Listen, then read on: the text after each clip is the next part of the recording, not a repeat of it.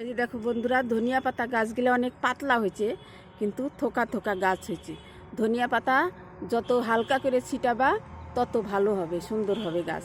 ঘন গাছ বেশি তাজা হয় না। এই যে দেখো কি সুন্দর তাজা হয়েছে। আজ সেদিনকে গোবর মাটি দিছিলাম, আজকে একটু অন্যরকম খাবার দিব। এই যে অ্যালোভেরার ডাটা 4-5 লিটার জলের মধ্যে 2টা ডাটা ভিজায় রাখছিলাম। ওই অ্যালোভেরার ডাটাগুলো সব আলাদা করে নিলাম। এই যে এখানে ফ্রেশভাবে জল নিলাম, ওই অ্যালোভেরা ভিজানো জল। তার মধ্যে ওই যে নানান রকম জিনিস দিয়ে যে আমি পাক জল বানাইছিলাম, অল্প একটু পরিমাণে পাক জল দিব, বেশি দিব না। কেননা ধনিয়া পাতা অনেক পাতলা গাছ, বেশি খাওয়ার ওরা সহ্য করতে পারবে না। অল্প একটু পরিমাণ দিব, দিয়ে এই যে আজকে আমি এগুলা খাবার দিব। এই যে অ্যালোভেরা দিলাম যে হালকা করে আস্তে আস্তে, মানে গাছে যাতে না পড়ে, সাইডে সাইডে দিয়ে দেব। এই অ্যালোভেরা গাছের শিকড়ের গ্রোথ বাড়াইতে সাহায্য করবে, আরও থোকা থোকা হবে।